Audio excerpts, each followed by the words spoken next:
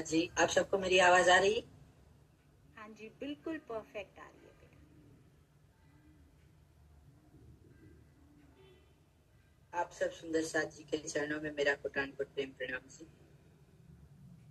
आज मैं आप सबको बीतक के महत्व के बारे में बताने जा रहा हूँ। जैसे कि अभी हम देख ही रहे हैं, कई सुंदर साथ हैं यहाँ पे जो बीतक सुनने के लिए उपस्थित हुए हैं या सुनने के लिए तैयारी कर रहे हैं, या कई छोटे छोटे बच्चे भी हैं जो सुनना चाहते हैं, जानना चाहते हैं, जिन्हें ये भी नहीं पता होता कि बीतक का अर्थ क्या है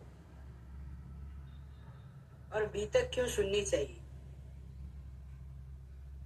बीतक, जब जो ग्रंथ हमारे पास आज है, जिसे हम बीतक के रूप में पढ़ते हैं, उसमें 3 स्वरूपों की बीतक लिखी हुई है। सतगुरु धनी श्री देवचंद्र जी, महाराजा छत्रसाल जी और श्री प्राणनाथ जी, जो श्री मीराज जी के तन से जो लीला की स्वयं अक्षरातीत ने वो।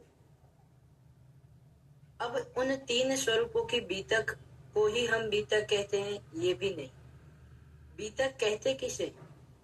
क्योंकि बीतक के नाम में ही बीत है, तो हमें ऐसा लगता है कि जैसे कुछ सुंदर साथ का भी मानना है कि बीतक मतलब जो गुजर चुका है या जो हो चुका है, या हम बीतक को एक इतिहास मान के चलते हैं कि बीतक जो है वो बीत चुकी है और एक कहानी है। लेकिन नहीं, हम जैसा समझते हैं वैसा नहीं। बीतक एक ग्रंथ नहीं, बीतक एक पर्सनालिटी है। बीतक एक आचरण है जो हम अपने रहनी में, आचरण में उतार सकते हैं। बीतक वो चीज है जो हमें अपने जीवन में उतारने के लिए सदगुरु धनी श्री देवचंद्र जी ने या परमहंसों ने, जो बड़े बड़े परमहंस हुए या ब्रह्म मुनि हुए हैं, उन सब ने जो हमें मार्ग दिखाया है, जो हमें रास्ता दिखाया है, वो है बीतक। जैसे वाणी में तो हमें चौपाइयों के द्वारा रास्ता बताया गया कि किस प्रकार से हम वाणी में हमें मार्ग दिखाया गया है कि हमें चितवनी करनी चाहिए या फिर हमें ध्यान करना चाहिए, सेवा करनी चाहिए। लेकिन वो मार्ग पे हमें चलना किस प्रकार से, हम किस प्रकार से उस मार्ग पे चल के राज्य को प्राप्त कर सकते हैं, किस प्रकार से हम राज्य को प्राप्त कर सकते हैं और इस जन्म में हम अपनी सेवा के द्वारा अपने सतगुरु को रिझा सकते हैं, राज्य को रिझा सकते हैं। वो रास्ता जिस पर चल के हम अपने आत्मा को यहाँ पे भी धन्य धन्य कर सकते हैं, वहां परम धाम में भी धन्य धन्य कर सकते हैं, वो रास्ता हमें बीतक दिखाती है। बीतक एक किताब नहीं, बीतक वो चीज है जो हमें अपने जीवन में आत्मसात करनी है। जैसे कि हम आज कोई भी क्लास में, कोई भी स्टैंडर्ड में कोई बच्चा पढ़ता है, तो वो जो किताब होती है उसमें जो कहानियां होती है, लास्ट में मोरल ऑफ द स्टोरी दी जाती है कि भाई हमें ये नहीं करना चाहिए, झूठ नहीं बोलना चाहिए, चोरी नहीं करनी चाहिए, या फिर हमें बताया जाता है कि इस कहानी से हमें क्या सीख मिलती है। या कोई भी कहानी हम सुनते हैं, तो उसी प्रकार से बीतक भी हमें मार्गदर्शन देती है कि हमें क्या करना चाहिए, किस रास्ते पे चलने से हम परमात्मा को प्राप्त कर सकते हैं, राज्य को प्राप्त करने का सही मार्ग क्या है। बीतक का अर्थ अगर सही मायनों में किया जाए तो बीतक क्या है? जो परम धाम से हम आए, हमने राज्य से, जैसे कि हम आगे जैसे बीतक शुरू होगी तो हम सुनेंगे कि किस प्रकार से हमने राज्य से इच्छा की कि भाई कि हमें बीतक मतलब हमें इस माया के खेल में जाना है, हमें माया का संसार देखना है, माया की इच्छाएं हमने की, और उसके बाद राज्य ने हमें इस माया के ब्रह्मांड में भेजा। हम यहाँ पे आए, हमने किस प्रकार से राज्य को भुला दिया, पानी पत्थर आग की पूजा करने लगे। फिर सदगुरु धनी श्री देवचंद्र जी ने आकर के सबसे पहले हमें सही रास्ता दिखाया, पहले अपनी आत्मा को जागृत किया, फिर हमें भी जागृत किया, और उसी तरह से आगे सिलसिला चलता रहा। और कई परमहंस, कई ब्रह्म मुनियों ने हमें सही मार्ग दिखाया। लेकिन बीतक में कहाँ तक वर्णन? महाराजा श्री छत्रसाल जी की तक का ही वर्णन है, अष्टप्रहर की लीला के बाद। बीतक में वर्णन नहीं दिया गया। लेकिन बीतक में वर्णन न देने का अर्थ ये नहीं है कि ये जो बीतक है वो समाप्त हो गई। बीतक अभी समाप्त नहीं हुई, बीतक अभी भी चल रही है। आज हम जो भी करते हैं, आज हम जो भी गलत काम करते हैं, सही काम करते हैं, राज्य को याद करते हैं, नहीं करते हैं, छोटी से छोटी बात भी उसी बीतक में और उस बीतक में लिखी जाएगी। आज हम जो भी करते हैं, 8वें दिन 7वें दिन की लीला में वो सारी बातें जो भी हम आज करते हैं वो बीतक के रूप में उन जीवों को सुनाई जाएगी जो आज के समय में धर्म से विपरीत चल रहे हैं या धर्म से विपरीत कार्य कर रहे हैं या गलत काम कर रहे हैं। उन लोगों को ये बीतक सुनाई जाएगी, जिसे हम जीव सृष्टि भी कहते हैं। उन लोगों को ये बीतक सुनाई जाएगी और बताया जाएगा कि ये उस समय पे मार्गदर्शन दे रहे थे, या बीतक के द्वारा हम सब सुंदर साथ को बताया जाएगा कि सही रास्ता क्या है। और इसीलिए हमें बीतक को आत्मसात करना चाहिए। और यही बीतक का महत्व है कि किस प्रकार ब्रह्म मुनियों ने 5वें दिन की लीला में, 4थे दिन की लीला में परमात्मा को प्राप्त किया, चितवनी की, सेवा की, अलग अलग कार्य किए, जिससे राज्य रीझे, हम रीझ सके। उसी तरह से हमें भी आज 6ठे दिन की लीला में, जो किसका दिन है? ब्रह्म सृष्टियों का। उस ब्रह्म सृष्टियों के दिन में हमें भी आज वो कार्य करने हैं जो 4थे या 5वें दिन की लीला में वह ब्रह्म मुनि महाराजा छत्रसाल जी ने किए, सदगुरु धनीश्री देवचंद्र जी ने अपने धनी को रिझाने के लिए किए। वो सारे कार्य आज हमें करने हैं। और ये कार्य की शिक्षा हमें कौन देती? बीतक। और ये बीतक इसीलिए पढ़नी चाहिए ताकि हम ये समझ सके कि हमें इस माया के संसार में जल में नहाइए कोरे रहिए रहते हुए किस प्रकार से राज्य को प्राप्त करना है, किस प्रकार से चितवनी के मार्ग पर चलना है। इससे ज्यादा बीतक, यही बीतक का महत्व है कि हम अपने प्रियतम को प्राप्त करें और उस मार्ग पर चले जो 4थे और 5वें दिन की लीला में अलग अलग ब्रह्म मुनियों ने अलग अलग तरीकों से हमें सिखाया है। जैसे सदगुरु धनीश्री देवचंद्र जी ने हमें कसनी का मार्ग सिखाया, सेवा का मार्ग सिखाया। मिहिरराज जी के तन से कई प्रकार की लीलाएं, कई प्रकार से उन्होंने हमें सही मार्ग दिखाया, जागने के रास्ते पर चलने का सही मार्ग दिखाया। कई कीर्तन, कई वाणी की चर्चाएं हुई, स्वयं तारतम वाणी श्रीमुख से उनके श्रीमुख से उतरी और उसका मार्गदर्शन देने के लिए लालदास जी के द्वारा अक्षरातीत उनके दाम हृदय में विराजमान होकर ये बीतक उन्होंने कहलवाई, ताकि उस समय जो लीलाएं हुई वो हम आज के समय में पढ़ें, उन्हें समझे और उन्हें अपने जीवन में उतारें।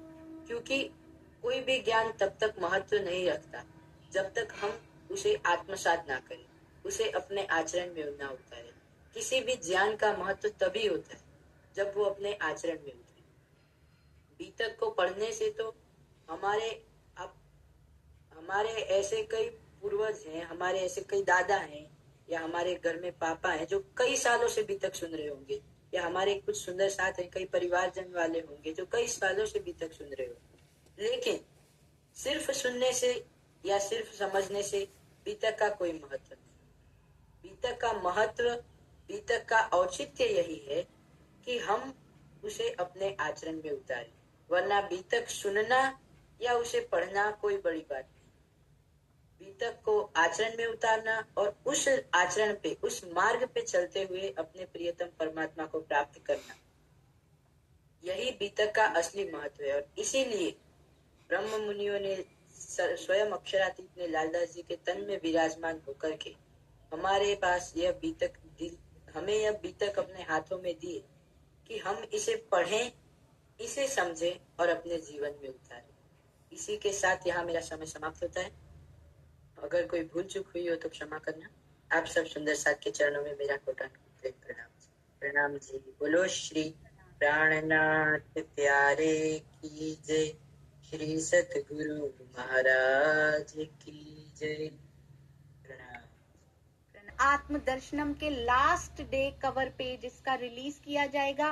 विमोचन के लिए बहुत विशेष अतिथि हमारे पास आएंगे 6-8 हफ्तों के बाद। आइए, बीतक कहाँ से शुरू होती है सुंदर सा जी? जब हम परम धाम में थे। बोलो श्री प्राणनाथ प्यारे की जय। लगाइए जयकारा बच्चों। जयकारा लगाने से भी अंदर स्फूर्ति फैलती है और पॉजिटिविटी आती है। ब्रज लीला से शुरू हुआ था सुंदर सा जी ये कार्य। सबसे पहले थे हम परम धाम में। हम सब जानते हैं कौन कौन रहता है वहाँ पे। वहाँ पे राज जी हैं, श्यामा जी हैं, रूहें हैं। मूल मिलावा में आज हम सब बैठे हैं, पर वहाँ अक्षर ब्रह्म और महालक्ष्मी जी भी अक्षर धाम में हैं। और पशु पंखी पेड़ पौधे जानेंगे उनके बारे में भी बहुत जल्दी। सबसे पहले खेल मांगा पिया जी से, 3 बार मांगा और 3 बारी धनी ने दिखाया भी। ध्यान से सुनिएगा, 3 बार मांगा और 3 ही खेल हमें दिखाए भी। पहला ब्रज, दूसरा रास और तीसरा जागनी। ये जो बीतक कही जाती है, पहली बीतक हमारी ब्रज की बीतक है, दूसरी बीतक हमारी रास में जो घटित हुआ वो बीतक है, और तीसरी बीतक श्री देवचंद्र जी से लेकर आज तक चल रही है। महाराजा छत्रसाल जी तक लिखी गई और आगे की भी धनी जी के हृदय में लिखी जा रही है। आइए चलते हैं ब्रज लीला। तो द्वापर युग में मथुरा में वसुदेव जी और देवकी जी के पुत्र श्री कृष्ण जी का जन्म हुआ। इन्हीं के तन से 11 वर्ष 52 दिन तक ब्रज की लीला होगी। ये देखिए, और कृष्ण जी के बारे में हमने बहुत सारे सीरियल्स में, मूवीज में, पूरा संसार जानता है कृष्ण जी को। हमारे धनी आवेश रूप में कृष्ण जी के अंदर प्रवेश हुए थे। ये देखिए, अभी आवेश स्वरूप आए नहीं है, अभी कारागार में हैं। ये देखिए, वसुदेव और देवकी जी के पास ये नन्हे बाल कृष्ण कितने प्यारे लग रहे हैं। उसके बाद वसुदेव जी ने क्या किया? कंस से थ्रेट था, हम सबको पता है, वो इनको मारना चाहते थे कंस मामा। तो कंस से बचाकर वसुदेव जी मध्य रात्रि में जमुना जी को पार करके बालक को, कृष्ण जी को, नंद जी और यशोदा, अभी तो उनका नामकरण कृष्ण हुआ भी नहीं है, अभी तो जाकर होगा नंद जी के घर में, नंद जी और यशोदा जी के घर गोकुल ले जाते हैं। तो मथुरा से गोकुल जाते हुए ये देखिए बाल गोपाल कितने प्यारे लग रहे हैं। अब आगे देखिए क्या होता है, बहुत ध्यान से। नंद जी के घर में प्रवेश करते हैं श्री कृष्ण के तन में राज्य का आवेश प्रवेश कर जाता है, हमारे धनी श्री राज्य का।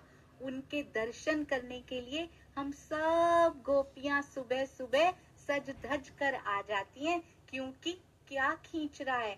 मूल मिलावे का प्रेम खींच रहा है। बाल कृष्ण ग्वाल बालों के साथ माखन चोरी की लीला भी करते हैं और सारे ब्रज को अपने प्रेम में, प्रेम पाश में बांध लेते हैं। वृंदावन में बहुत ध्यान से सुनिएगा और देखते जाइएगा, कितनी प्यारी गोपियां, कितनी प्यारी गायें, मोर, बिल्कुल ऐसा लगता है ना जैसे ब्रज बना दी गई हो यहाँ पे। वृंदावन में जब श्री कृष्ण बांसुरी बजाते थे, सभी गोपियां, हम सभी गोपियां दौड़ी दौड़ी चली आती थी, यहाँ तक कि गाय भी दौड़ आती थी, ग्वाल बाल भी वहीं पे रहते थे, पर उनको भेज दिया जाता था ताकि गोपियों के साथ प्रेम की लीला की जा सके। कान्हा की नटखट लीलाओं के बारे में कौन नहीं जानता। उनकी लीलाओं से माता यशोदा उन नटखट लीलाओं से परेशान हो जाती थी। ये देखिए, ये माखन गिरता हुआ माखन चुराते थे। और ये देखिए, यहाँ पे मोर भी देखने आए हैं कान्हा को कैसे डांट पड़ रही है। और ग्वाल बालों की तो हंसी रोक के नहीं रुक रही यहाँ पे, क्योंकि वो भी साथ में भागीदार हैं पूरे हमारे छोटे से कन्हैया के। इधर भी माखन भरा पड़ा, बिल्कुल बिल्कुल वही दृश्य प्रस्तुत किया हमारे प्यारे सुंदर साथ जी की सेवा ने। अब हमें बहुत सारी बातें ब्रज लीला के बारे में पता है, पर हमने थोड़ी थोड़ी सी यहाँ पे कवर करने की कोशिश की, क्योंकि मेन हम बीतक करेंगे तीसरी बार जो हमने खेल मांगा देवचंद्र जी की। इंद्र के प्रकोप से 8 दिन तक लगातार वर्षा होती रही। तब श्री कृष्ण जी ने गोवर्धन पर्वत को अपनी उंगली पर उठा लिया और सभी ब्रजवासी वर्षा से बचने के लिए उसके नीचे आके शरण लेते हैं। ये देखिए कितने प्यारे लग रहे हैं, सारे ब्रजवासी उनके नीचे आए हुए और श्री कृष्ण जी का वध करने के लिए कंस ने कालिया नाग को भेजा। कान्हा के पराक्रम के आगे उसकी भी हार हो गई। और ये तो कुछ कुछ लीलाएं लिखी गई, पूरा लिखने बैठते तो शायद पूरी कॉमिक बुक इसी पे बनाई जा सकती है। उसके बाद अपने 11वें जन्मदिन पर कान्हा ने गोपियों को वृंदावन में अपने साथ रास करने के लिए बुलाया और वो नहीं आई, जिसके बाद 52 दिन तक आपस में बात नहीं हुई। 52वें दिन, ध्यान दिया आपने, 11 साल के हो चुके हैं, तो उस जन्मदिन पर बुलाया। 11 साल तो साथ में रहे कृष्ण जी और गोपियां, पर 52 डेज, 11 ईयर्स साथ में रहे, पर 52 डेज तक फिर आपस में बात नहीं की। क्यों नहीं की? आप अपने माता पिता से पूछिएगा, उनको सारी कृष्ण त्रिधा लीला आती है, वो आपको और अच्छे से समझाएंगे। इस वीक में जरूर अपने पेरेंट्स से पूछिएगा इसके बारे में कि और क्या क्या लीलाएं हुई थी। 52nd डे, 52वें दिन, श्री कृष्ण जी ने योग माया के वृंदावन में जाकर क्या बजाई? बांसुरी बजाई। ये देखिए, ये क्या हो रहा है? ये कहाँ का दृश्य है? ये अचानक से योग माया से हम फिर से काल माया क्यों आ रहे हैं? कृष्ण जी योग माया में बांसुरी बजा रहे हैं। पीछे बहुत सुंदर योग माया दिखाई गई है यहाँ पे। पर ये ब्रज में क्या हुआ? जहाँ हम रहते थे, बांसुरी की धुन सुनते ही गोपियों की आत्मा, ये देखिए आत्मा निकल निकल के जा रही है। गोपियों की मृत देह को हम देख पा रहे हैं। उन्होंने शरीर ही छोड़ दिए, हमने, उन्होंने नहीं, हम ही वो गोपियां थी जिन्होंने श्री कृष्ण जी के प्रेम में शरीर ही छोड़ दिए। बांसुरी की धुन सुनते ही गोपियों की आत्मा योग माया में जाने के लिए ब्रज में अपने तन छोड़ के भाग जाती है उनके पीछे पीछे। ये चल रही है। अब चलिए रास लीला में चलते हैं, योग माया में। योग माया में शरद पूर्णिमा की रात को अखंड रास की लीला होती है। यहाँ सखियों को इस बात का अहंकार हो जाता है कि कृष्ण तो हमारे बिना रह ही नहीं सकते। तो जब भी अहंकार होता है तो क्या होता है? जब भी हम ईगो करते हैं, ईगो लेते हैं, तो क्या होता है? जो सुख हो रहा होता है वो छूट जाता है। तो सखियों के हृदय से अहंकार को मिटाने के लिए श्री कृष्ण, ये देखिए दिखाई दे रहे हैं ना यहाँ पे, वो अंतर ध्यान यानी कि गायब हो जाते, वो दिखते ही नहीं है। अब गोपियों को दिखाई ही नहीं दे रहे, तो पल भर में ये जो नृत्य हो रहा होता है, ये जो लीलाएं हो रही होती हैं, वो रुक जाती हैं और सब गोपियां रोने लगती हैं।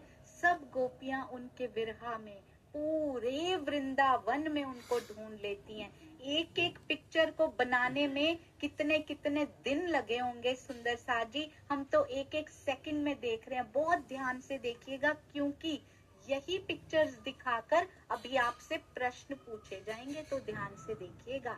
जब विरहा में सखियों का हृदय निर्मल हो जाता है, तब श्री कृष्ण जी प्रकट होकर सबके साथ रास करते हैं और सुख देते हैं।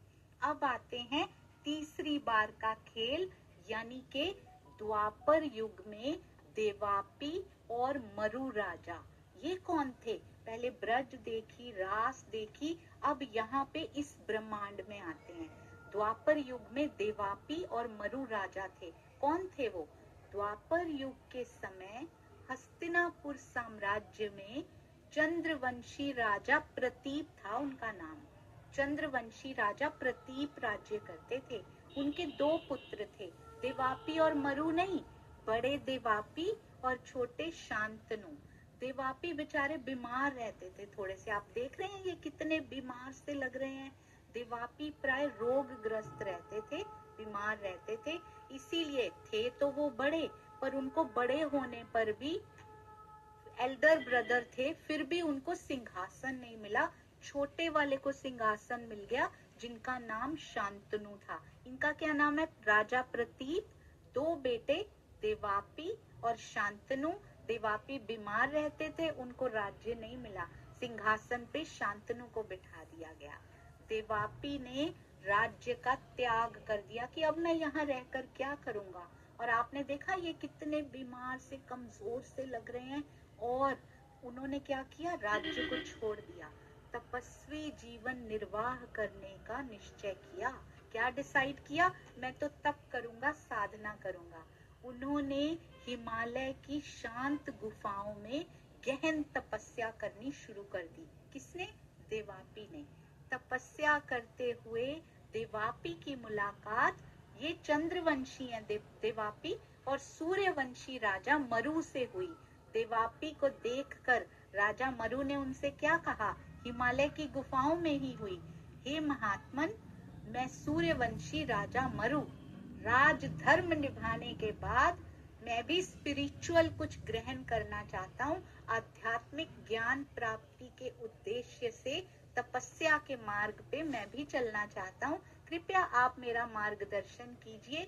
तो उन्होंने, देवापी ने क्या कहा? अवश्य। अभी भी देखिए कितने कमजोर है ना ये देवापी। वो कह रहे हैं अवश्य मैं आपको डायरेक्शन दूंगा, मैं अवश्य आपका मार्गदर्शन करूंगा। फिर बहुत वर्षों तक दोनों बैठकर तपस्या करते रहे। हम आ रहे हैं अपनी बीतक पर, ये तो इंट्रोडक्शन है। दोनों बर्फ से ढकी शांत पर्वत शाखाओं में ध्यान में तल्लीन हो गए, कॉन्सेंट्रेट करने लगे मेडिटेशन में।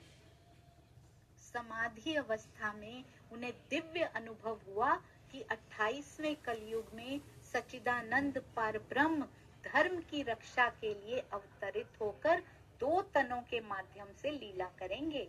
दोनों के मन में इच्छा हुई कि इस लीला के लिए परब्रह्म अक्षरातीत उनके तनों को चुने, उनकी बॉडी में ही प्रवेश करें जब भी हम सब आत्माएं यहाँ खेल देखने आए।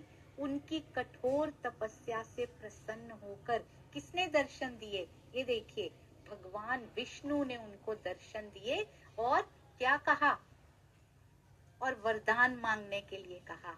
इन्होंने क्या मांगा? देखिए, इन्होंने मांगा, भगवान 28वें कलयुग में जब परब्रह्म पृथ्वी पर लीला करने आएंगे तब मुझे दोबारा मनुष्य तन मिले और वो मेरे तन में विराजमान होकर ही लीला करें। ये देखिए, दोनों की एज बढ़ चुकी है। अब आपने देखा, तपस्या करते हुए बहुत वर्ष हो चुके हैं इनको। तो भगवान ने क्या कहा? तथास्तु, यानी कि आपकी इच्छा पूरी हो। भगवान विष्णु ने तथास्तु कहकर उनकी इच्छा को स्वीकार किया। और राजा मरु को भी भगवान विष्णु के साक्षात दर्शन प्राप्त हुए। तो कौन से? देवापी और मरु। और उन्हें भी सेम वरदान मिला कि परब्रह्म उनके तन के द्वारा लीला करें। उनकी इच्छा भी भगवान विष्णु ने स्वीकार कर ली। अपने वरदान के पूरे होने की प्रतीक्षा यानी वेट करते हुए शांतनु के भ्राता देवापी और इक्ष्वाकु वंशज मरु धैर्य पूर्वक हिमालय में कलाप ग्राम में, गांव का नाम क्या था? कलाप, उसकी साधना में लीन रहने लगे। अब आइए चलते हैं, क्यों बताया गया ये? अब आइए चलते हैं हमारी बीतक जो देवचंद्र जी से शुरू होती है। 28वां कलयुग, विक्रम संवत 1638, मारवाड़ देश का उमरकोट गांव। आइए चलते हैं वहां पर। उनके माता पिता का क्या नाम है? मत्तू मेहता और कुंवरबाई नामक उत्तम कायस्थ जाति के दंपति। ये देखिए कितना सुंदर ये दृश्य है, जब बालक देवचंद्र पैदा हुए हैं और सारा गांव इकट्ठा होकर आया है। कायस्थ कहाँ पे? मत्तू मेहता और कुंवरबाई नामक उत्तम कायस्थ जाति के दंपति के घर आश्विन मास। आपको याद करने की जरूरत नहीं है, ये चिंता मत कीजिए प्यारे सुंदर साथ जी। आश्विन मास के शुक्ल पक्ष की चतुर्दशी के दिन पुत्र का जन्म हुआ, जिसका नाम रखा गया देवचंद्र। बालक देवचंद्र के जन्म से समस्त मारवाड़ प्रांत में उनके परिवार और संबंधियों को बहुत हर्ष और आनंद का अनुभव हुआ। और आपको पता है, वो जो देवापी और मरु के बारे में हमने जाना था, इनको देवापी का ही जीव मिला।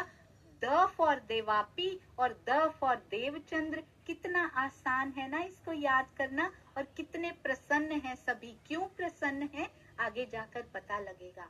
बचपन से ही उनके अंदर धार्मिक संस्कार दिखते थे। सारे बच्चे खेलते थे, पर वो क्या सोचते थे कि ये अभी बताएंगे। जब वो 11 वर्ष के हुए तब उनके मन में प्रश्न उठने लगे। बहुत शांत, धीर, गंभीर बालक। मैं कौन हूँ, कहाँ से आया हूँ, और मेरी आत्मा का मालिक कौन है? उनकी जिज्ञासा दिन प्रतिदिन बढ़ती गई, और वो उमरकोट और आसपास के परिचित लोगों से यही प्रश्न पूछते थे। क्या प्रश्न पूछते थे? परमात्मा तो कहते थे, क्या आप मुझे बता सकते हैं कि जिस परमात्मा ने इस सारी सृष्टि की रचना की है वो कहाँ मिलेगा? तो उनके परिचित क्या कहते थे? परमात्मा तो संसार के कण कण में व्यापक है। तो वो क्या सोचते थे? अगर वो कण कण में वास करते हैं सृष्टि के, तो उनको पाना मुश्किल नहीं होगा। परमात्मा को पाना, उनको ढूंढना इजी होगा, आसान होगा। मुझे पूरा विश्वास है। एक एक डायलॉग को ध्यान से सुनिएगा, क्योंकि उन पे बेस्ड हम आपसे पूछने वाले हैं कुछ बहुत जल्दी। मुझे विश्वास है कि मैं एक दिन उनको अवश्य प्राप्त कर लूंगा। अब और एक्शन क्या लेते थे? खाली प्रश्न ही पूछते थे, उत्तर लेते थे, फिर सोचते रहते थे, करते कुछ नहीं थे। नहीं, एक्शन भी लेते थे। उमरकोट गांव में पिंगल श्याम नाम का एक छोटा सा मंदिर था। बालक देवचंद्र प्रतिदिन प्रातः काल नित्य क्रिया से निवृत्त होकर, यानी नहा धोकर, ब्रश दातुन करके, नहा धो के निवृत्त होके मंदिर जाते और दंडवत प्रणाम करते हुए 3 घंटे तक, ये देखिए दंडवत कैसे होती है। खड़े होते हैं, फिर लेट जाते हैं, फिर खड़े होते हैं, फिर लेट जाते। दंडवत पूरी परिक्रमा, एक बार नहीं, 2 बार नहीं, 3 घंटे तक वहां रोज सुबह परिक्रमा करते रहते थे और सोचते रहते थे कि परमात्मा को पाना है तो पाना कैसे है। अभी तो मारवाड़ के उमरकोट गांव में ही थे जहां वो पैदा हुए थे। एक दिन क्या हुआ, ये कच्छ प्रदेश लिखा है। क्यों? उमरकोट में पानी नहीं होता था, ज्यादा जल का अभाव था, स्केर्सिटी ऑफ वाटर। तो उसके कारण से साधु संत ज्यादा नहीं आते थे, वहां पे पानी नहीं मिलता था। एक बार उन्हें पिताजी के साथ, क्योंकि उनके पिताजी क्या करते थे, घोड़ों के व्यापारी थे, तो उनको हॉर्सेस का बिजनेस करने जाना था। तो पिताजी के साथ उनको कच्छ जाने का अवसर मिला। वहां का धार्मिक वातावरण उनको बहुत अच्छा लगा, भा गया। उस वातावरण ने उन्हें बहुत आकर्षित किया। वो मन में क्या सोचने लगे, सिर्फ डायलॉग मत देखिएगा, वो तो मैं बोल रही हूँ। देखिए कितना प्यारा ये सीन बनाया है कच्छ का। वहाँ ये धार्मिक वातावरण, जगह जगह यज्ञ हो रहे हैं, जगह जगह मंदिर हैं, जगह जगह संत तपस्वी घूम रहे हैं। उन्होंने उमरकोट में ऐसा माहौल कभी देखा ही नहीं था। तो वो मन में क्या सोचने लगे, यहाँ तो अनेक मंदिर और असंख्य साधु संत हैं, सत्संग भी हो रहा है। यदि मैं यहाँ रहने लगूं तो परमात्मा का साक्षात्कार अवश्य कर पाऊंगा। देखिए मन में सोच रहे हैं, पिताजी को अभी बता नहीं रहे हैं ये। उमरकोट तो लौट आए, घर तो लौटना ही था, पर उनकी वैराग्य भावना और अधिक बढ़ गई। संसार को देखना उन्हें बिल्कुल भी अच्छा नहीं लगता था। सब उन्हें समझाते रहते, जो सगे संबंधी परिचित थे वो समझाते, बेटा अभी तुम बहुत छोटे हो, मित्रों के साथ खेलो कूदो, पढ़ो लिखो और घर संसार में मन लगाओ। पर देवचंद्र जी के मन में केवल यही बात थी कि मैं कच्छ जाकर किसी ज्ञानी की खोज करूं जो मुझे उपदेश देकर, जो मुझे चर्चा सुनाए। और क्योंकि अंदर कौन है इनके, श्यामा जी की आत्म है जो राज्य को ढूंढ रही है, उसके बिना रह नहीं पा रही है, जो मुझे उपदेश देकर परमात्मा को पाने का मार्ग बता सके। मारवाड़ देश का, अब फिर से उमरकोट गांव में क्या होता है, एक दिन उन्हें पता चला कि उमरकोट का राजकुमार है ना, उसकी शादी है, उसका विवाह है। और तब क्या होता था, तलवार लेके उसी से राजकुमार का जाना सेफ नहीं होता था ना, रास्ते में कोई आक्रमण भी कर सकता था। तो राजकुमार की तलवार ले जाई जाती थी और लड़की के साथ उसको ब्याह करके लड़की को ले आते थे राजकुमार के पास। कौन जाता था, मंत्री और सेना जाती थी और लोग जाते थे और वही ले आते थे। और जैसे ही देवचंद्र जी को पता चला कि उमरकोट के राजकुमार का खांडा यानी तलवार विवाह करने के लिए मंत्री जी कच्छ जा रहे हैं, कच्छ तो बहुत अच्छा लगा था ना उनको। देवचंद्र जी उनके पास जाते हैं, क्या पूछते हैं, ये देखिए कितना सुंदर राजमहल के पास ही बैठे हैं मंत्री जी। प्रणाम मंत्री जी, क्या मैं आपके साथ चल सकता हूँ? और मंत्री जी क्या कहते हैं, क्या तुम्हारे पास कोई सवारी है? हम घुड़सवारों के साथ, आप पैदल तो नहीं चल पाएंगे, हम घोड़ों पे, ऊंटों पे, आप कहाँ से इतने मील पैदल चलेंगे? आप चिंता नहीं करिए मंत्री जी, मैं आपके पीछे पीछे पैदल आ जाऊंगा। ये देखिए यहाँ पे कितनी माइन्यूट डिटेल्स का ध्यान दिया गया है, क्योंकि थोड़ा थोड़ा सूरज ढलता है तो यहाँ पे दिया भी लगाया गया ताकि उनको लिखने में तकलीफ ना हो। स्याही भी, क्या पता कितने पत्र लिखने हैं, वहाँ क्या क्या काम करना है। यहाँ तलवारों की तैयारी भी हो रही है, अति अति सुंदर। अब मंत्री जी क्या कहते हैं, ये तो संभव नहीं है, इट्स नॉट पॉसिबल बेटा, मैं इसकी परमिशन नहीं दे सकता क्योंकि रिस्की है ना, हम आगे जा रहे हो, आप पैदल पैदल कैसे आ जाओगे? अब देवचंद्र जी ने सोचा, चलना तो मुझे है पैदल, इनको क्या तकलीफ हो सकती है इसमें, इनसे मैं पूछूं ही क्यों? देवचंद्र जी ने सोचा, इनसे पूछने से अच्छा है मैं चुपचाप इनके पीछे पीछे चला जाता हूँ, अपने आप ही पहुंच जाऊंगा।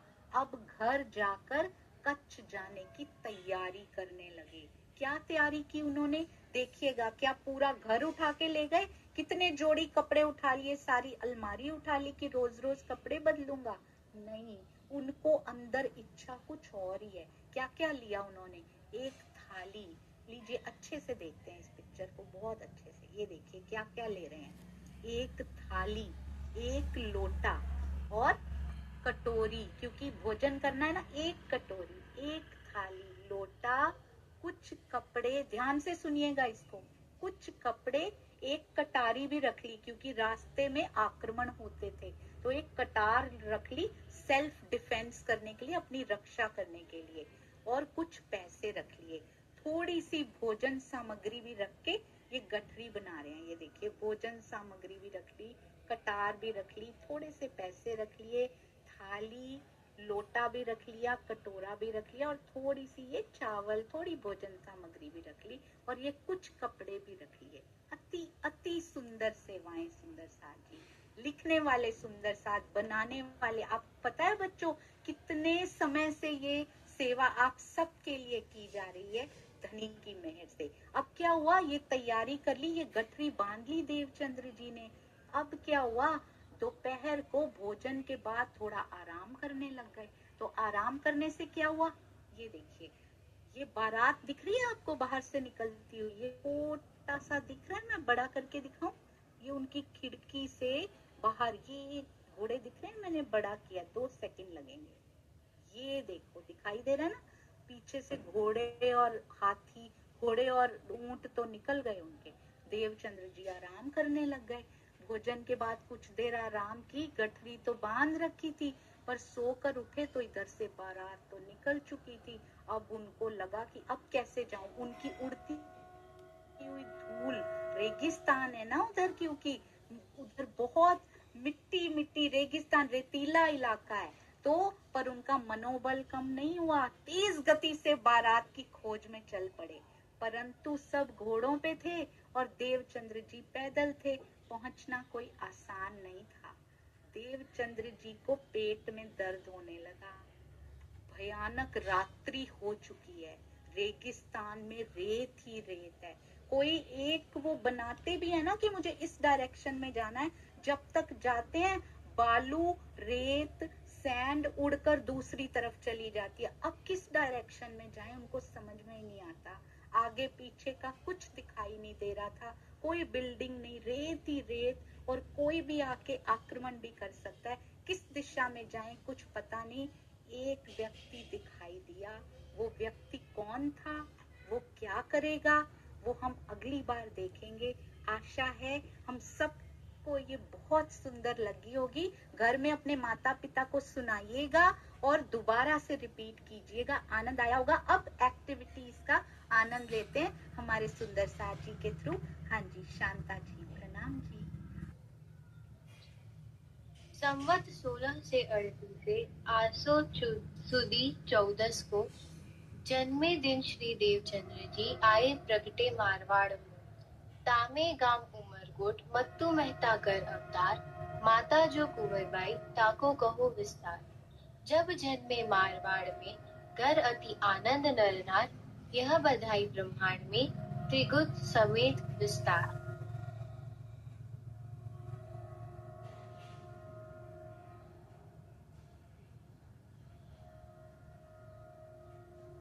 तीन स्वरूप की बीतक जन्म से लेकर सो कहो आगे सैयनो, ए चर्चा सब ऊपर। जब भया बरस अज्ञानमा तब मन उपजियो विचार, मैं कौन कहाँ थे आइयो कहाँ मेरो बरतार। पूछत फिरे परदेश में कहाँ है परमेश्वर, जिन सबको पैदा किया सो कहाँ है सब ऊपर।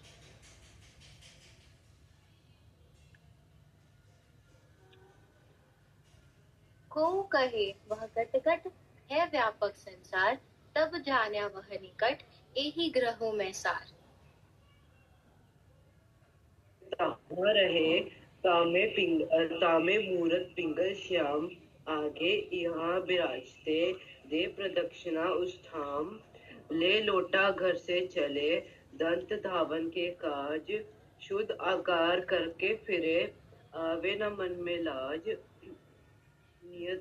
नित्य इत प्रदक्षिणा देवे एक पोहर, फिर दंडवत करके मेहनत करे अति जोर। उस देश में साध संत आवत नहीं कोई, जल कसनी देख के काहू ना आवत होए। यहाँ एक बालक प्रणाम कर रहे हैं। इस पिक्चर में आपको कुछ मिसिंग लगता है तो वो आप हैंड रेस करके बताइए। हैंड रेस करिए बच्चों, सभी कोशिश करेंगे। जी, इस पिक्चर में कुछ मिसिंग है, कुछ नहीं है जो होना चाहिए था। तो आपको क्या लगता है वो क्या मिसिंग है इस पिक्चर में जो होना चाहिए था पर नहीं है? हाँ जी, हैंड रेस हो चुके हैं हमारे प्यारे बच्चों के। आर्यन बेटा प्रणाम जी। प्रणाम जी दीदी। राज जी मिसिंग है। आज राज जी के बारे में आज के प्रसंग में से बताना है। बहुत सुंदर, अति सुंदर प्रयास। हाँ जी, माहिरा बेटा आपको क्या लगता है क्या मिसिंग है इनमें? प्रणाम जी। प्रणाम जी। यहाँ पर मंदिर में कृष्ण जी का स्वरूप मिसिंग है जी, या मूर्ति। जी बहुत सुंदर। शांता जी आप इनके बारे में बताइए। हाँ जी, बिल्कुल सही बताया माहिरा बिटिया आपने। हमने सुना ना कॉमिक बुक में कि उमरकोट गांव के पास पिंगल श्याम जी का एक मंदिर था, जहाँ पर वो हर रोज सुबह अपनी नित्य कर्म से नहा धोकर ब्रश करके और वो वहाँ पर 3 घंटे परिक्रमा करने जाते थे। तो ये वही मंदिर है। अभी यहाँ पर मिसिंग क्या है ये देखिए, आ गए हैं पिंगल श्याम जी की मूर्ति आ गई है जहाँ पर दंडवत प्रणाम करते थे। आइए अब हम इससे इन्हीं का एक वीडियो भी देखते हैं कि दंडवत प्रणाम कैसे होता है।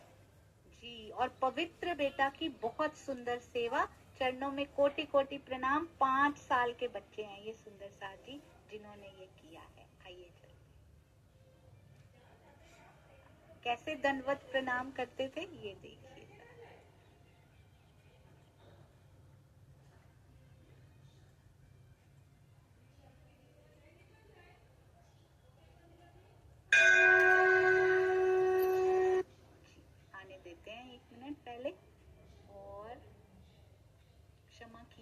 सुंदर सा जी। ये जूम की थोड़ी सी प्रॉब्लम होती है ये।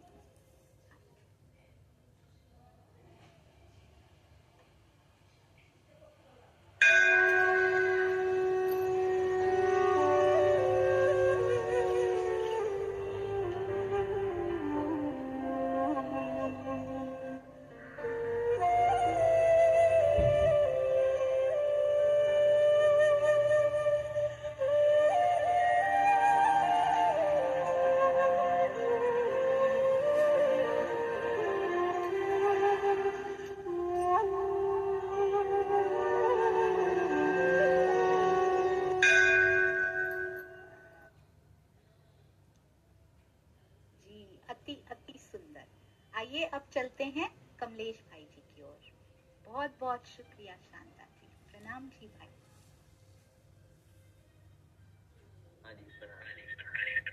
जी आपकी एको है भाई, शायद 2 डिवाइसेस। जी संस्कारों का खजाना देवचंद्र जी के साथ आइए चलते हैं बहुत सुंदर एक्टिविटीज की ओर। हाँ जी बच्चों, तो पहले स्लाइड आ रही है, जरा देखिए ध्यान से। जो आज के प्रसंग के ही क्वेश्चन है, थोड़े अलग ढंग से तैयार करिए।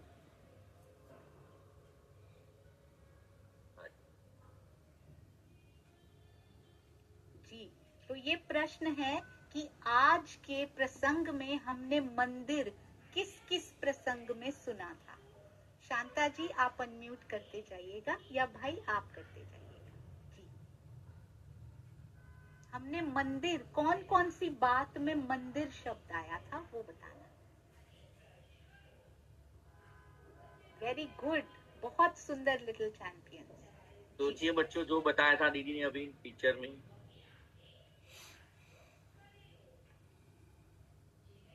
हाँ जी अनम्यूट कीजिए। शांता जी आप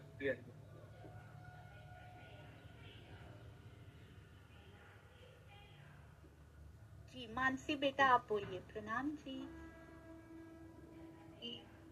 जब देवचंद्र जी उमरकोट में जब परिक्रमा करते थे तब भी हमने मंदिर सुना था, और जब वो अपने पिताजी के साथ कच्छ गए थे तो भी हमने सुना था कि वहाँ पे बहुत सारे मंदिर थे, जो देख के उन्हें कच्छ जाने का मन किया था। भाई इन्होंने तो कुछ भी नहीं छोड़ा हमारे लिए। बहुत सुंदर ये देखिए एकदम सटीक आंसर। बिल्कुल सही। पिंगल श्याम का मंदिर उमरकोट में और कई सारे मंदिर देखे थे, वो कच्छ में देखे थे। Absolutely perfect answer. आइए चलते हैं अगले प्रश्न की ओर। कितने अच्छे से बच्चों के अंदर जा रही है ये बीतक। जी भाई पूछिए आप। हाँ जी, अभी 11 नंबर से क्या आपको पता चलता है आज के प्रसंग में जो बताया वो सोच कर जरा बताए। 11 या 11 कहाँ सुना था आज के प्रसंग में हमने, याद है आपको किसी को बच्चों? जी शिमिका बेटा आप बोलिए। प्रणाम जी दीदी। दीदी जब वो 11 वर्ष के थे तो उनके मन में प्रश्न आते थे कि वो कौन है, कहाँ से आए, कि वो कौन है, कहाँ से आए और उन मृत्यु के बाद कहाँ जाएंगे। बिल्कुल, और उनका मालिक कौन है। बिल्कुल सही, ये सही है ना भाई? बिल्कुल हाँ जी सही। हाँ जी बिल्कुल सही। पहली बार बीतक सुन रहे हैं हमारे बच्चे। मैं कौन हूँ, कहाँ से आया हूँ, मेरी आत्मा का मालिक कौन है। 11 वर्ष में उनमें ये आते थे प्रश्न। बिल्कुल सही कहा आपने।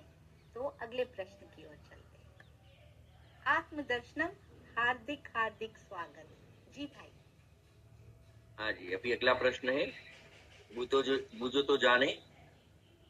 तो ये क्या है वो बताइए पहले, फिर अगले कौन से प्रसंग में आया। परफेक्ट। ये क्या है, कौन से प्रसंग में आया था ये छोटा सा प्रोडक्ट क्या है ये? पवित्र बेटा छोटे से बताएंगे, वो भी छोटे से है और ये छोटा सा प्रोडक्ट भी है। अभी अभी पवित्र का वीडियो भी देखा था हमने। हाँ जी बच्चे। जी दीदी उनके देवचंद्र जी के पापा उनको कच्छ ले जाते, उनको फिर उनको उन लोगों फिर उनने एक दिन वो जिनकी शादी थी उनने वो 12 लड़की को लेने जा रहे थे वो कच्छ, तो उनको जाने के साथ उनने उनके साथ उनको जाने के लिए उनने उनको मना कर दिया कि ये वहाँ पे बहुत खतरा हो सकता है, वहाँ पे आप नहीं जा सकते। तो उनने चुपके से उनने रात को उनने शाम को सब तैयारियां करके उन्हें वो पोटला बांधा था ये। और वहां अंत में पोटला आ ही गया। सुंदर साथी, मैं सोच रही थी ये बोलेंगे कि नहीं बोलेंगे। पूरी बीतक सुना दी बेटा आपने, तो कमाल कर दिया। अति अति अति सुंदर, वेरी गुड। और इसमें क्या क्या वस्तुएं थी वो भी बताइए। हाँ, अभी इनको म्यूट कर दीजिए शांता जी। अभी हमारी पहल और नीर, आप में से कौन बोल रहे हैं बेटा? आप बोलिए। अच्छा, पहले आप हैंड्स नीचे कर लीजिए। इस पोटली में था क्या क्या, किसी को याद है? पहल और नीर को अनम्यूट कीजिएगा जी।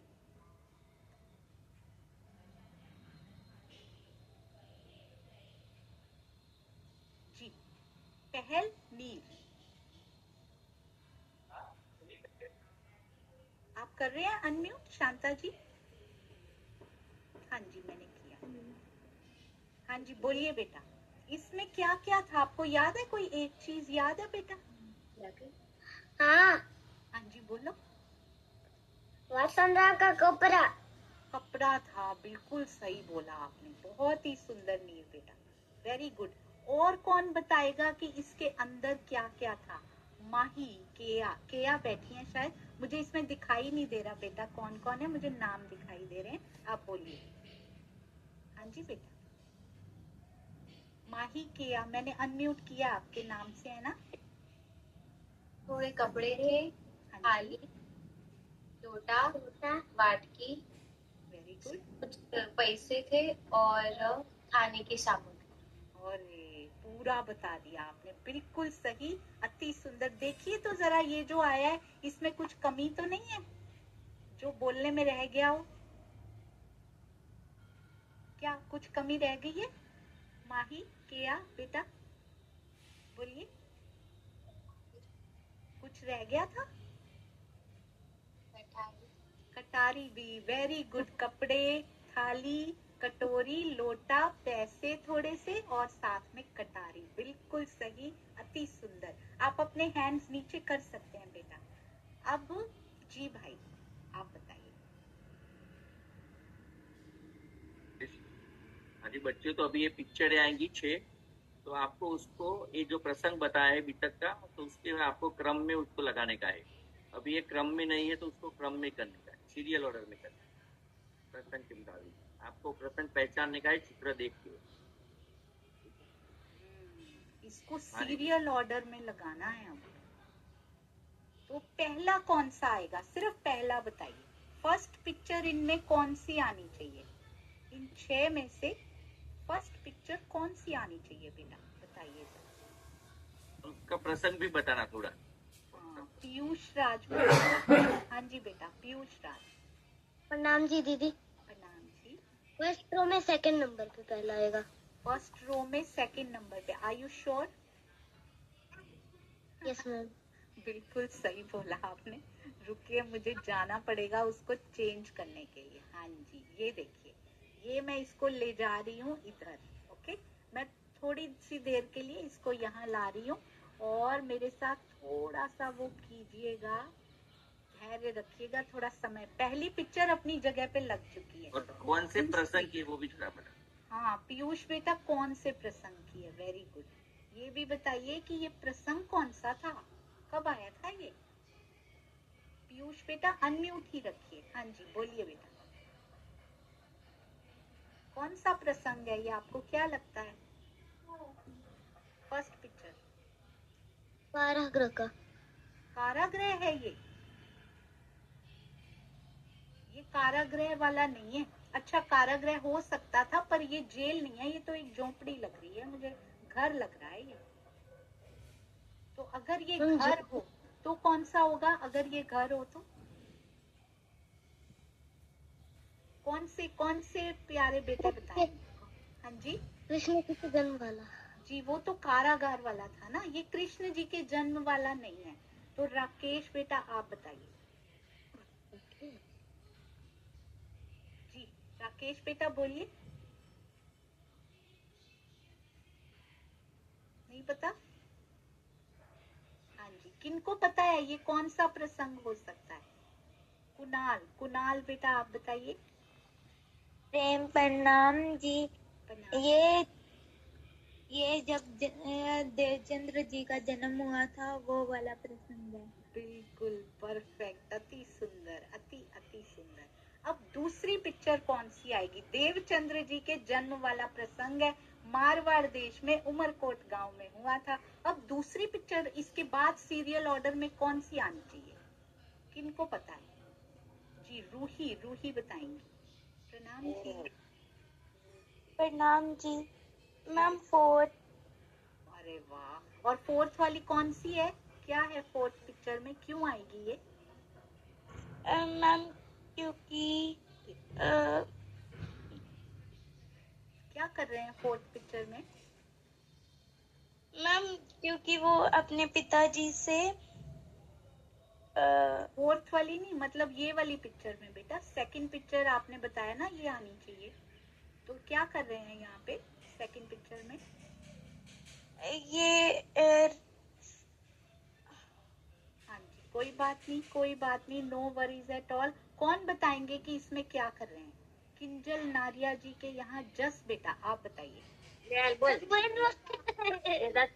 क्या कर रहे हैं समझ में नहीं आया, बोलिए। नहीं समझ में आया बेटा, फिर से बोलिए। एक जना बोलिए सिर्फ। नहीं मम्मी नहीं बोलेंगी, आप बोलिए। ये पिक्चर, ये क्या है? ये वाली पिक्चर सेकंड वाली में क्या प्रसंग है ये? लेकिन जूम हो सकता है तो थोड़ा कर दीजिए, बच्चों को दिखाई। अच्छा दिखाई नहीं दे रहा? हाँ जी, ये वाली पिक्चर है बेटा, इसमें क्या दिखाई दे रहा है आपको? देवचंद्र जी मंदिर पे। हाँ जी वेरी गुड, क्या कर रहे हैं? परिक्रमा कर रहे। हाँ, तो ये कौन सी परिक्रमा होती है? दंडवत परिक्रमा कर रहे हैं। कौन से मंदिर में? पिंगल श्याम के मंदिर में, अपने ही गांव के पास है। ठीक है, वेरी वेरी गुड। 4 साल तक की। हाँ, तो ये परिक्रमा वो 4 साल तक करते रहे, रोज 3 घंटे सुबह करते थे। Very good. अब तीसरी पिक्चर कौन सी आएगी? मैं आपको बड़ा करके भी दिखा देती हूँ एक बार, अगर हो सके तो। ये है हमारी, आई होप कि दिखाई दे रही। शांता जी आप अनम्यूट करते जाइएगा, मुझे दिखाई नहीं दे रहे बच्चे। आप नाम लीजिएगा, अनम्यूट कीजिएगा। ये देखिए ये पिक्चर्स, हाँ जी ये पिक्चर्स दिख रही है ना आपको? ये आप देखते जाइए, इनमें से कौन सी आएगी बेटा? तीसरे नंबर पे कौन सी पिक्चर आएगी? जी शांता जी, नाम भी ले दीजिएगा। पार्थ बेटा आप बताइए, आपको अनम्यूट किया है। इसमें चौथी वाली फोटो है। चौथी वाली यानी ये वाली, तो आप इसको एक्सप्लेन भी कर दीजिए बच्चे। I am sorry. ये जब अपने पिताजी के साथ कच्छ जा रहे थे। बहुत सुंदर, बहुत ही सुंदर, बिल्कुल सही। आप सभी को बहुत अच्छे से समझ में आई है। इसके बाद वो पिताजी के साथ कच्छ गए हैं, तो क्या वो फाइनल घर छोड़ के चले गए थे? नहीं, अभी घोड़ों के व्यापार के लिए जब पिताजी गए तब साथ में गए थे। बहुत सुंदर। अब ये 3 पिक्चर्स बची हैं बच्चों, इनमें से कौन सी आएगी पहले? देखिए तो अच्छे से, ये 3 बची। धन बेटा आप बताइए। प्रणाम जी, 5th वाली आएगी। मंत्री जी के पास गए थे वो। अच्छा आप बताइए, पूरा प्रसंग बताइए बेटा। मंत्री जी के पास जाके क्या बोला था उन्होंने? इसलिए मंत्री जी के पास गए थे। अच्छा, मुझे भी तो चलो आपकी भारत के साथ।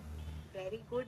और फिर क्या बोला मंत्री जी ने? चलो तुम्हारे पास सवारी है। अच्छा, तो फिर तो देवचंद्र जी ने कहा था कि मेरे पास सवारी नहीं है, मैं पैदल ही चलूंगा। तो मंत्री जी ने कहा था कि हम पैदल नहीं चल सकते, तुम कैसे चलोगे पैदल? अच्छा, तो फिर देवचंद्र जी मान गए? नहीं, तो देवचंद्र जी ने सोचा मैं क्यों बताऊं, मुझे मेरे पैरों से ही तो जाना है, इसलिए वो भारत के पीछे पीछे चले जाएंगे। ये तो कमाल कर दिया, ये तो बीतक कर देंगे सुंदर साथ जी, ये तो बच्चे बीतक करने के लिए तैयार हो जाएंगे। अति सुंदर, very beautiful, so proud of you बच्चों। अब रह गई हैं केवल 2 पिक्चर्स। हाँ जी, इन दोनों में से एक ना छोटा सा डिफरेंस है दोनों में, बहुत ध्यान से सोच के बताइए। दोनों में गठरी पकड़ी हुई है, दोनों में से कौन सी पहले कौन सी बाद में आएगी? माहिरा बिटिया आप बताइए। दीदी इसमें लास्ट वाली पिक्चर आएगी, क्योंकि वो पहले घर से निकले, उसके बाद में वो रेगिस्तान में पहुंचे थे। अरे वाह, बहुत सुंदर। क्या वो गठरी बांधते ही निकल पड़े थे या बीच में कुछ हो गया था? बीच में गठरी बांधने के बाद वो थोड़ी देर आराम किए, पर उनको लेट हो गया था, बारात ऑलरेडी निकल चुकी थी। उसके बाद में जैसे वो उठे वो भी चल पड़े। अरे वाह, बहुत सुंदर, अति सुंदर। अब कौन बताएंगे कि रात जब हो गई थी तो क्या देवचंद्र जी बहुत खुश थे? क्या उनको रास्ता सूझ रहा था? क्या दिखाई दे रहा था? कौन बताएंगे?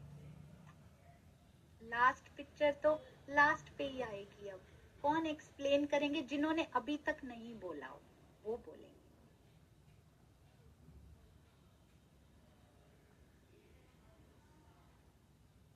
सभी बोल चुके हैं। पवित्र को अनम्यूट कीजिए जरा। सुनाओ भाई, सुनाओ पवित्र। हाँ जी, बोलिए बेटा। दीदी उनको देवचंद्र जी को राज्य के कृपा से सब दिखाई देता है और वो खुशी खुशी वहां तक पहुंच जाते हैं। अच्छा, खुशी खुशी पहुंच जाते हैं। बहुत सुंदर। राज्य की कृपा से भाई सब दिखाई देता है देवचंद्र जी को। बहुत सुंदर। हाँ जी, तो रात हो गई थी, रास्ता सूझ नहीं रहा था, पर कैसे गए देवचंद्र जी? रेत का टीला इधर से उधर, उधर से इधर, कुछ पता नहीं लग रहा था। बिल्कुल सही आपने सारी पिक्चर्स ये लगाई, पूरी बीतक आपके अंदर गई। एक प्रश्न और जी भाई।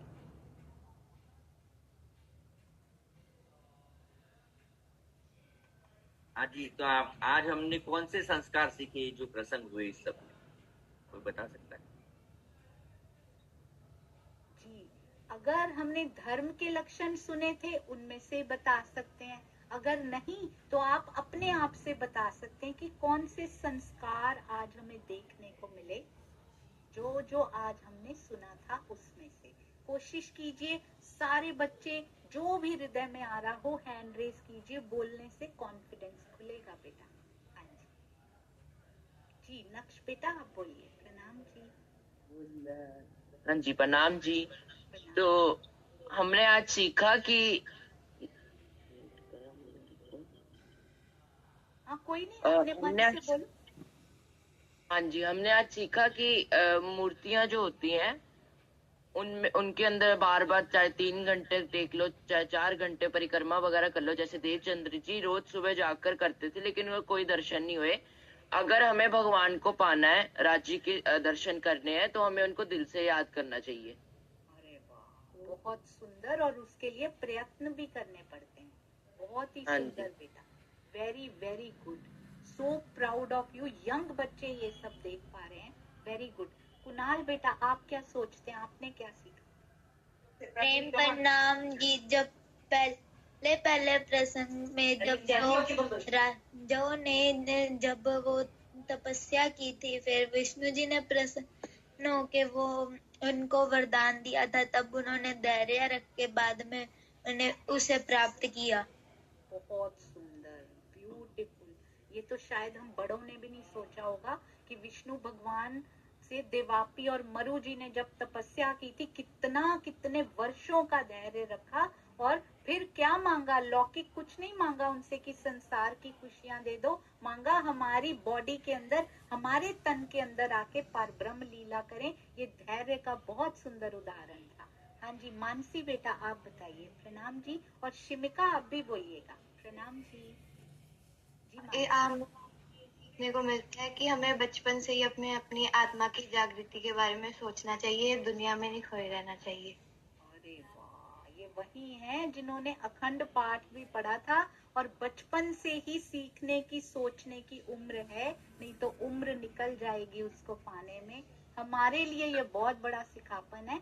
हाँ जी, आपने राकेश बेटा भी, राकेश जी, राकेश बेटा को लीजिए भाई। आदि राकेश बताइए। प्रणाम जी। हमने आज ये भी सीखा था कि जैसे कि देवचंद जी की बारात जो उनके पीछे पीछे जिनको उनको जाना था वो तो निकल गई थी, तब भी उन्होंने हार नहीं माना और राज्य की खोज के लिए, परमात्मा के लिए खोज के लिए वो एक ही रहे और वो अपना हिम्मत नहीं हारे और उनको फॉलो करते करते पीछे जाते रहे। बहुत सुंदर। अति उन्होंने हार नहीं मानी। सबसे बड़ा लेसन ये कि लाइफ में कभी हार नहीं माननी चाहिए किसी भी बात से। जो हम पाना चाहते हैं वो जरूर जरूर मिल जाता है। अति सुंदर। आपने हैंड रेज किया था शिमिका बेटा, आप भी बोलिए। प्रणाम जी।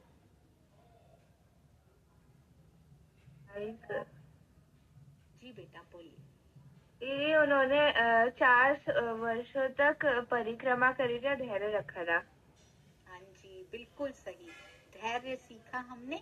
भाई मैं ले आऊं सामने? पीयूष राज भी हैंड रेज किया है। हाँ जी, पीयूष जी से भी पूछ लीजिए। प्रणाम जी दीदी। जब वो कट जा रहे थे तब उन्हें डर भी नहीं लगा और हवा से जब रेत इधर उधर जा रही थी तो वो कॉन्फिडेंस के साथ फिर भी चले गए।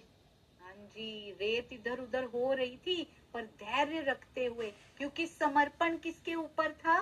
समर्पण अक्षरातीत श्री राज्य पे था।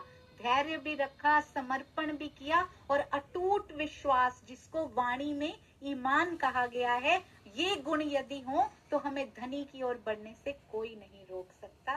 कोटि कोटि प्रणाम। तो ये आज का संदेश भी वही है। Thought of the week is, याद रखिएगा इसको, याद रखिएगा। भाई आप ही पढ़िए इसको। प्रणाम। तो सकारात्मक सोच से ही हर मुश्किल आसान होती है, क्योंकि खुद पर विश्वास रखो। खुद पर विश्वास रखोगे तो सब कुछ अच्छा ही होगा। पॉजिटिव थिंक रखो। बिल्कुल सही। तो हमेशा पॉजिटिव थिंकिंग रखिए। हर मुश्किल, चाहे वो एग्जाम्स हो, खुद पे विश्वास रख के मेहनत करते जाइए। देवचंद्र जी केवल प्रश्न नहीं पूछते थे, उन्होंने मेहनत भी की। 4-4 घंटे परिक्रमा से शुरू किया और आगे भी मेहनत का ही रास्ता पकड़ा। वो कभी ऐसे नहीं करते थे कि ऐसे बैठ के बस मांगते रहे पिया जी से। हमें बहुत कुछ सीखने को मिला। बहुत शुक्रिया। आपने भी धैर्य दिखाया बच्चों, आज खूब सारा धैर्य। आपको भी बहुत बहुत बधाई हो। और आप ही कारण हैं, कोई ना कोई कारण होता है ना, आप ही कारण बने इस कॉमिक बुक की उपज का, इसकी जो प्रोड्यूस हुई है सुंदर साथ जी के माध्यम से। तो हमारे बच्चे, उसका बाल सुंदर साथ कारण बने कि इसको बनाया जाए। और सेवादार सुंदर साथ के चरणों में कोटि कोटि प्रणाम करूंगी। बैठने की सेवा करने के लिए भी खूब खूब प्यार, खूब खूब आभार। बोलो श्री प्राणनाथ प्यारे की जय। सभी बच्चे मिलकर जयकारा लगाएंगे तो खूब आनंद आएगा। मैं अनम्यूट कर रही हूँ, बच्चों सभी जयकारा लगाइए। बोलो श्री प्राणनाथ की जय। बोलो श्री सतगुरु महाराज की जय। पन्ना धाम की जय। सर्व सुंदर प्रणाम जी।